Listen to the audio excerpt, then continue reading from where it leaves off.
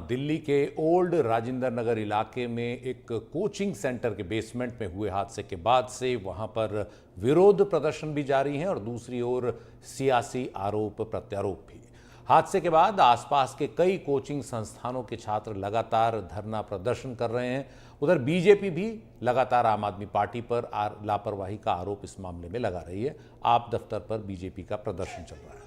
हादसे के बाद से नगर निगम एक्शन में आया है, या ये कहें कि अब जाकर जागा है। उसे अब वहां अवैध निर्माण दिखने लगा है। ऐसे अवैध निर्माणों पर बुलडोजर चलाना शुरू कर दिया गया है और कहा जा रहा है कि जो भी अवैध यहां पर बेसमेंट होंगे उन सब पर कार्रवाई होगी।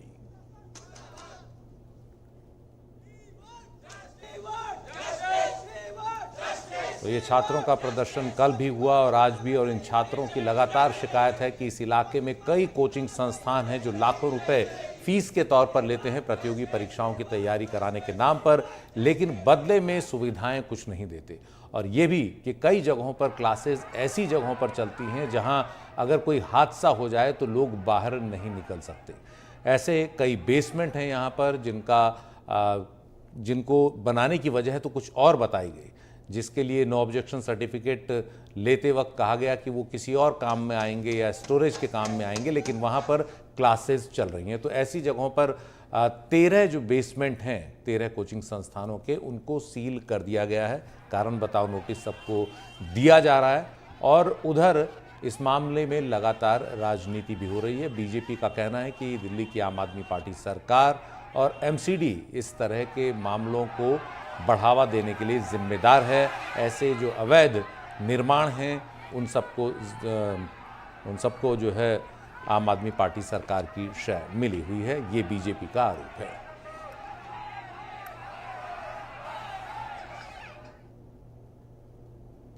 तो दिल्ली के राजेंद्र नगर कोचिंग सेंटर में हुए हादसे के बाद अब दिल्ली नगर निगम ने कुछ कार्रवाई करनी शुरू कर दी है। दिल्ली नगर निगम के कमिश्नर अश्विनी कुमार ने स्थानीय जूनियर इंजीनियर को टर्मिनेट कर दिया है, यानी नौकरी से निकाल दिया है, और असिस्टेंट इंजीनियर को निलंबित किया गया है। हादसे के बाद ये निगम की पहली बड़ी कार्रवाई है अपने अफसरों पर। इस वक्त राजेंद्र नगर इलाके की अगर बात करें तो आप देख सकते हैं वहाँ पर तोड़फोड़ की कार्रवाई चल रही है। उन सभी जगहों पर जो अवैध तरीके से बने हैं, अवैध निर्माणों को अब तोड़ा जा रहा है। इससे पहले बीती रात 13 कोचिंग सेंटर्स के बेसमेंट को सील कर दिया गया। पुलिस ने इस बीच 5 आरोपियों को गिरफ्तार किया है शनिवार के हादसे के सिलसिले में। जहां हादसा हुआ उस राउस कोचिंग सेंटर के मालिक को भी गिरफ्तार किया गया है। कोचिंग संचालक भी पहले ही गिरफ्तार हो चुका है और दोनों को 14 दिन की न्यायिक हिरासत में भेज दिया गया है।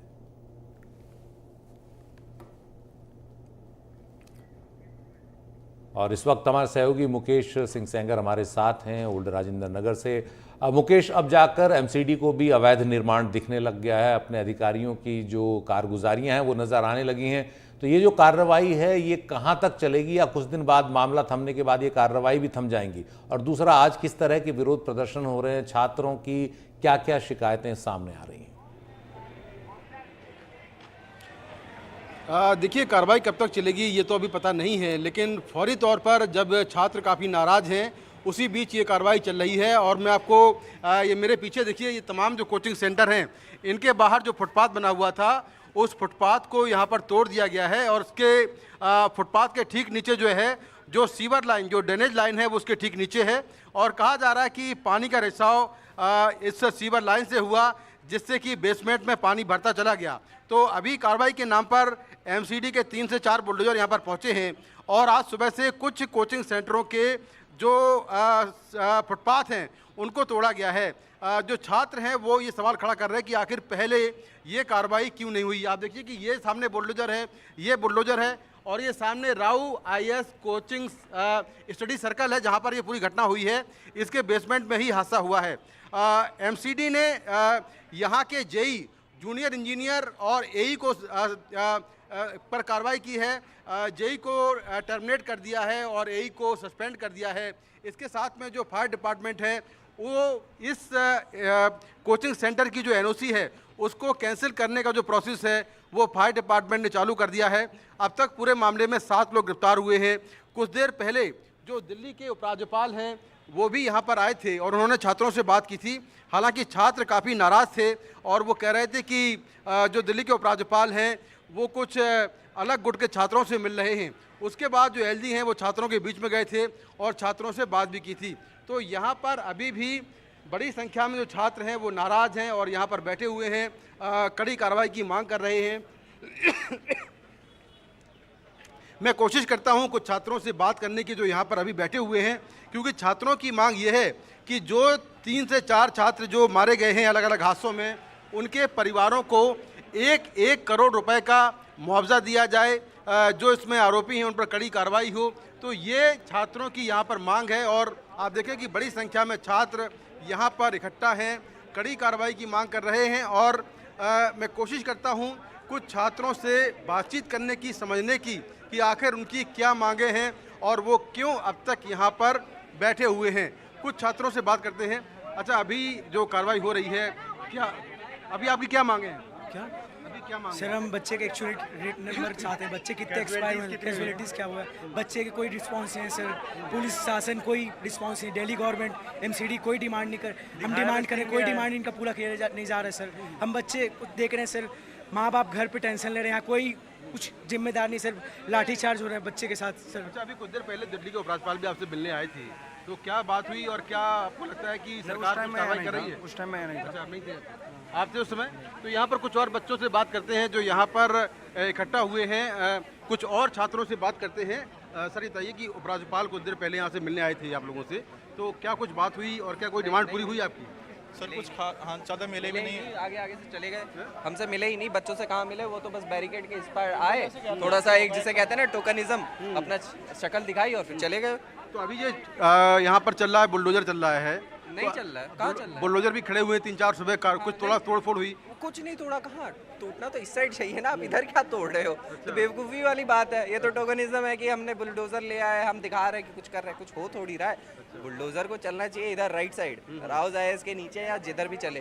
आपने जो सड़क है बस सड़क तोड़ दी और अब हमने कुछ कर दिया। ये तो मतलब खाना पूर्ति हो रही है? हाँ बस, अच्छा, काम तो हो नहीं रहा है। एमसीडी के ऑफिशियल कहाँ है, उन पे क्यों नहीं क्रिमिनल नेग्लिजेंस का केस फाइल हुआ है? सिर्फ राव है इसके मैनेजमेंट पे फाइल हुआ है शायद, जितना मुझे पता है, क्रिमिनल नेग्लिजेंस का केस। तो वही उसकी मांग है। बाकी यहाँ पर अभी कुछ टीचर्स भी आए हमारे, हमें अच्छा लगा है कि काफ़ी सारे टीचर्स हमें सपोर्ट कर रहे हैं। और वही अभी देखिए यहाँ पे वही चल रहा है। तो यहाँ पर कुछ टीचर्स भी आए हैं जो कि इन छात्रों को पढ़ाते हैं, कोचिंग सेंटरों के टीचर हैं जो यहाँ पर छात्रों से बातचीत कर रहे हैं। और आप देखिए कि तमाम जो छात्र हैं उनके जो मुद्दे हैं, उनके जो मांगे हैं, उनको समझा जा रहा है। और छात्र भी टीचर इसलिए आए हैं जिसके वजह से ये आंदोलन बंद हो सके, ना कि इसको बढ़ावा देने या हमें अप्रिशिएट करने। उनकी कोचिंग बंद चल रही है, परेशान हो रहे हैं, इसलिए आए, ना कि इसको बढ़ावा देने। दूसरी बात, अभी ये देखें चंद किलोमीटर दूरी संसद भवन बना है और ये दिल्ली में घटना हो रही है। आज तभी तक संसद में कोई इन्होंने एक बात नहीं रखी इस बात मुद्दे के ऊपर। आज तो मामला उठाया संसद में, आप उठ रहे हैं 2 दिन बाद, जब स्टूडेंट को इतना परेशान हो रहा है। मतलब ये संसद है किसके लिए? हिंदू मुसलमान करने के लिए, अपर कास्ट लोअर कास्ट करने के लिए? मतलब आम छात्र को इतनी समस्या हो रही है, आम छात्र की दिल्ली में मौत हो रही है, संसद में कोई बोलने वाला नहीं है। नेता है किसके लिए? किसकी आवाज़ उठाएंगे? छात्रों की आवाज़ नहीं उठाएंगे, आम नागरिक की आवाज़ नहीं उठाएंगे। क्या क्या कर क्या रहे हैं संसद में बैठ के? ये लोग समझ नहीं पा रहे हैं। यहीं से निकलते हैं ये लोग IAS IPS बन के, और फिर हम लोग के ये कंडीशन देख के इग्नोर कर रहे हैं। यहाँ पे आप देखो ड्रेनेज का सिस्टम ही नहीं है कोई। हड़प्पन सिविलाइजेशन में भी था ड्रेनेज का सिस्टम। यहाँ मतलब आधे 1 घंटे पानी बरस जाए तो पूरा बाढ़ आ जाती है। आप यहाँ की कंडीशन फिर भी बेटर है, आप अंदर गलियों में जाइए और बुरा हाल है। और जो स्टोर की तरह इस्तेमाल होने चाहिए उसको सबने लाइब्रेरीज बना रखी हैं। और यहाँ प्रशासन पता नहीं क्या कर रही है। ब्लू फ्लोर एरिया रेशियो के हिसाब से कंस्ट्रक्शन सिर्फ 2.5 मंजिला होना चाहिए, यहाँ 3-4 मंजिला, और बच्चों की जान से ये खेला जा रहा है। ये दिल्ली NCR अपना जो है ये जोन 4 में आता है अर्थक्वेक के। भगवान ना करे अगर मान लीजिए रिक्टर स्केल 6 का भी आ जाए तो यहाँ बहुत बड़ी तबाही होगी। ये क्यों नहीं मतलब कर रहे हैं? ये MCD को, सरकार को देखना चाहिए कि यहाँ पे जो कंस्ट्रक्शन है वो इलीगली हो, चाहे वो, ये तो अभी एक वारदात हुई, आगे और हो सकती हैं। तो हमारी आवाज़ यही है कि आगे चल के ऐसी हरकतें, मतलब ऐसी वारदात ना हो। मतलब यहाँ पे जो बच्चे आते हैं बड़ी मेहनत से, मतलब कि माँ बाप उनके, हाँ।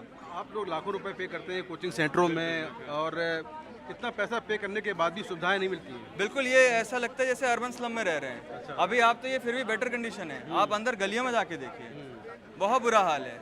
वहाँ सही से सड़कें नहीं हैं, पानी भर जाता है यहाँ तक, हम लोगों को निकलने का बड़ा मुश्किल होता है, बहुत बुरा हाल है। ये समझिए कि टाउन प्लानिंग के नाम पे पता नहीं क्या कर रही है सरकार।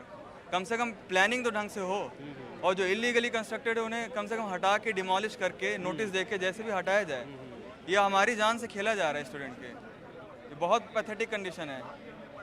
देखिए, छात्रों की शिकायतें आप साफ तौर पर जो नज़र आ रही हैं कि यहाँ पर लाखों रुपए कोचिंग सेंटर ले रहे हैं लेकिन सुविधाएं नाम मात्र हैं। दूसरा, जो सिविक एजेंसियां हैं उनमें लगातार शिकायतें होती रहती हैं, कार्रवाई नहीं होती। तो इसको लेकर छात्रों के बीच में गुस्सा है। और जैसे मैंने पहले कहा कि जो विक्टिम फैमिलीज़ हैं, जो डिसीज़ की फैमिलीज़ हैं, उनके लिए ये लोग मुआवजे की मांग भी कर रहे हैं। कुछ और छात्रों से बात करें। इसके साथ साथ अब पॉलिटिकल प्रोटेस्ट हो चुका है, यहाँ पे ABVP आ रही है, NSUI आ चुका है, स्टूडेंट नहीं रह चुके यहाँ पे। तो इस वजह से अभी इसका कुछ मुझे नहीं लग रहा कि अभी फिलहाल फायदा है जब तक इनको नहीं हटाया जाएगा यहाँ से। कई गुट बन गए हैं पॉलिटिकल क्या हुआ, कई गुट बन गए हैं, पॉलिटिकल इंटर्नशिप कर रहे हैं यहाँ पे आकर के। पूरे प्रोटेस्ट को खराब कर दिए हैं। जो भी मुद्दा था, मुद्दा दबा दिए। अभी तक कितनी कैजुअलिटीज हुई है वो डिक्लेयर नहीं कर पा रहे। 3 बोल रहे हैं, हम लोग के हिसाब से तो 15 है और वो ऑथेंटिक है, उसको भी छुपाया जा रहा है। कोई कार्रवाई नहीं। रिटेन में यहाँ पे लिख के दे दिया गया था MCD को, पानी जमता है फिर भी नहीं। आज देखिए बुलडोजर लगा के सफाई करवा रही है। यही अगर 10 दिन पहले सफाई करवाए होते तो इतनी जानें बच जाती। ये मार रहे हैं, मतलब जानवरों से बदतर हाल कर रहे हैं। दिल्ली के अंदर 4 दिन में 2 बार पानी है। पटेल नगर में एक बच्चा की ऐसी इलेक्ट्रोक्यूशन की वजह से जान चली गई। अभी यहाँ पर 15 से प्लस कैजुअलिटी हुई। छुपा रही है, सब छुपा रहे हैं। आंखों देखा हाल है पर बता नहीं रहे हैं। तो बिल्कुल यहाँ पर जो ऑफिशियल डेटा है वो 3 लोगों का है। 3 लोगों की डेथ हुई है, लेकिन छात्रों का आरोप ये है कि उससे ज़्यादा लोगों की मौत हुई है। और जो तमाम छात्र ये बात शुरू से कह रहे हैं। तो अभी फिलहाल मामला गर्म है और यहाँ पर जो छात्र हैं वो बैठे हुए हैं। कुछ कोचिंग सेंटरों के जो ओनर्स हैं, जो संचालक हैं, वो यहाँ पर आए हैं, टीचर्स यहाँ पर आए हैं और छात्रों से बात भी कर रहे हैं। तो यहाँ पर लगातार छात्र जो है वो गुस्से में हैं, बैठे हुए हैं। कल हमने देखा कि छात्र करोल बाग मेट्रो स्टेशन के नीचे गए और वहाँ पर रोड ब्लॉक कर दिया था। उसके बाद पुलिस ने धक्का मुक्की भी हुई और रोड खोला गया। तो ये मामला लगातार गर्म है और छात्रों की जो मांगे हैं वो यही है कि इसमें कड़ी कार्रवाई की जाए, चाहे वो सिविक एजेंसी से जो लोग जुड़े हैं या फिर और लोग हैं, उन पर कड़ी कार्रवाई हो और साथ में जो पीड़ित परिवार हैं उनको सरकार मुआवजा दे। बहुत बहुत शुक्रिया मुकेश इस पूरी जानकारी के लिए। और छात्रों की जो नाराज़गी है वो साफ दिख रही है। हमारे सहयोगी मुकेश सेंगर ने कुछ देर पहले भी वहाँ से एक रिपोर्ट आपके लिए भेजी है, वो सुना दें। UPSC की तैयारी कर रहे 3 छात्रों की मौत के बाद अब जो MCD है वो जागी है और खाना पूर्ति के नाम पर ये 3 से 4 बुलडोजर लेकर पहुंची है। और जहां पर ये हादसा हुआ है उसके आसपास जो कोचिंग सेंटर हैं, कार्रवाई के नाम पर उनके जो फुटपाथ हैं उनको तोड़ा जा रहा है। आप देखें कि ये सामने जो कोचिंग सेंटर हैं, कोचिंग सेंटर के बाहर का फुटपाथ तोड़ दिया गया है। ये MCD के मुताबिक एंक्रोचमेंट है, इसलिए इसको तोड़ा गया है। बल्कि इसके तोड़ने से ये होगा कि जो पानी की रफ्तार, अगर पानी दोबारा से आया तो ये तोड़ने से पानी और ज़्यादा रफ्तार से अंदर जाएगा, क्योंकि ये फुटपाथ जो है एक तरह से ऊंचा करके बनाए गए थे जिससे पानी अंदर ना आने पाए। तो यहाँ पर कार्रवाई के नाम पर ये फुटपाथ तोड़े गए हैं और 3 से 4 बुलडोजर यहाँ पर आए हुए हैं। दूसरी बात यह है कि जो MCD कमिश्नर हैं उन्होंने इस इलाके के JE को टर्मिनेट कर दिया है और AE को सस्पेंड कर दिया है। अगर ये कार्रवाई पहले होती, जिस तरह से अब कार्रवाई हो रही है, तो शायद इतना बड़ा हादसा नहीं होता, क्योंकि ये बात सबको मालूम थी, चाहे वो MCD हो, फायर डिपार्टमेंट हो या दिल्ली पुलिस हो, सबको ये बात मालूम थी कि जो इस सामने राव IAS स्टडी सर्कल का जो बेसमेंट है उसमें जो है लाइब्रेरी चल रही है और लाइब्रेरी इलीगल तौर पर चल रही है, क्योंकि ये कहा गया था कि लाइब्रेरी में जो बेसमेंट है उसमें स्टोरेज है, लेकिन चल वहाँ पर लाइब्रेरी रही थी। तो अगर ये जानकारी पहले से थी तो पहले कार्रवाई क्यों नहीं की गई, पहले ड्रेनेज सिस्टम को दुरुस्त क्यों नहीं किया गया? अगर ये पहले हो जाता तो शायद इतना बड़ा हादसा नहीं होता। अब कार्रवाई के नाम पर ये बुलडोजर लाए गए हैं, जो इंजीनियर हैं वो सस्पेंड किए गए हैं, टर्मिनेट किए गए हैं। तो इस तरह से अब ये कार्रवाई की जा रही है। लेकिन वहीं दूसरी ओर तमाम जो छात्र हैं वो अभी गुस्से में हैं और यहाँ पर कोचिंग सेंटर के ठीक सामने बहुत सारे छात्र अभी भी यहाँ पर खड़े हुए हैं और यहाँ पर लगातार वो धरना दे रहे हैं, मुआवजे की मांग कर रहे हैं। इनके जो साथी मारे गए हैं उनके लिए मुआवजे की मांग जो है वो की जा रही है। आप देखें कि बड़ी संख्या में यहाँ पर जो छात्र हैं वो अभी इकट्ठा हुए हैं और कुछ छात्रों से हम बात करेंगे और पूछते हैं उनसे कि आखिर अब वो किस तरह की कार्रवाई की मांग कर रहे हैं। परमानेंट कार्रवाई होनी चाहिए। ये जो दिखावा किया जा रहा है बुलडोजर का, ये बुलडोजर का दिखावा हम लोग को नहीं चाहिए। ये तोड़ेंगे और फिर बाद में जोड़ेंगे, फिर वही काम परमानेंट करता मतलब चलता रहता है इन लोग। ये सिर्फ फुटपाथ को तोड़ रहे हैं और कुछ नहीं कर रहे। क्या कर रहे हैं ये देखो ना, जिनके घर उजड़े हैं उनको क्या दे रहे हैं आप लोग, क्या देंगे? ये बेसमेंट में जब लाइब्रेरी इलीगल है तो ये एडमिनिस्ट्रेशन पहले कहाँ थी, ये प्रशासन पहले कहाँ था? कौन इनको ये परमिशन चाहिए होती है ना, परमिशन कौन देता है इनको, कौन देता है? यहाँ के माफिया लोग डाली थी अप्रैल में, इसी के लिए राउस में जो वो है बेसमेंट वहाँ ये सब काम हो रहा है, कोई पुलिस ने एक्शन नहीं लिया। ऑनलाइन पेंडिंग पड़ी हुई है वो FIR अभी तक। तो लॉ एंड ऑर्डर तब फॉलो करती है जब लीडर्स पर कोई बात आती है। वो हमें प्रोटेक्ट नहीं कर रही है, प्रोटेक्ट वो तो उनको प्रोटेक्ट करने आई है। सभी छात्र यहाँ पर बहुत गुस्से में हैं। अब जाके जो कार्रवाई हो रही है, छात्रों का ये कहना है कि केवल जो खाना पूर्ति है वो की जा रही है। क्या वीडियो आपके पास? ये वीडियो दिखाओ, ये देखिए सर ये हंस रहे हैं, इनको भी एक्शन बैठना चाहिए। NDTV पे दिखाओ आप, ये पुलिस वाले मरने के बाद देखो इनका देखिए हाल, जैसे इनके घर में कुछ हुआ ही नहीं है। इनका नाम सर्च करिए, ID देखिए और इनके एक्शन होना चाहिए। ये पुलिस वाले कुछ नहीं, हंस रहे हैं बस, कुछ नहीं हुआ, नॉर्मल है, इट्स पार्ट ऑफ लाइफ। भाई हमने अपने दोस्त को खोया है, किसी ने अपने बच्चे को खोया है, किसी ने बहन को खोया है। बिल्कुल ये पुलिस वाले को देखिए ना, वीडियो दिखाइए। बहुत नाराजगी है पुलिस को लेकर, MCD को लेकर, और जिस तरह से 3 छात्रों की मौत हुई है उसके बाद आप देखिए कि अभी बड़ी संख्या में जो छात्र हैं वो अभी भी इकट्ठा हुए हैं और अब जाकर यहाँ पर जो MCD है वो हरकत में आई है। छात्रों का ये आरोप है कि अगर पहले ऐसी कार्रवाई की गई होती तो शायद ये नौबत नहीं आती। वहीं तमाम छात्र अब मुआवजे की मांग कर रहे हैं कि जो जिन 3 छात्रों की मौत हुई है उनके परिवारों को मुआवजा दिया जाए। आप देखें कि इस तरह के तमाम जो बैनर पोस्टर लेकर छात्र यहाँ पर इकट्ठा हुए हैं, जब तक हमें इंसाफ नहीं मिलेगा हम लड़ेंगे। तो ये जो पोस्टर हैं वो लेकर इस तेज़ गर्मी में जहाँ पर बहुत ज़्यादा उमस है, यहाँ पर सैकड़ों की संख्या में छात्र बैठे हुए हैं और दूसरी तरफ जो सिविक एजेंसी MCD है वो कार्रवाई के नाम पर यहाँ पर बुलडोजर चला रही है और छात्रों का कहना ये है कि महज खाना पूर्ति है। नई दिल्ली से कैमरामैन सुशील लाठी के साथ मैं मुकेश सिंह सेंगर, NDTV इंडिया।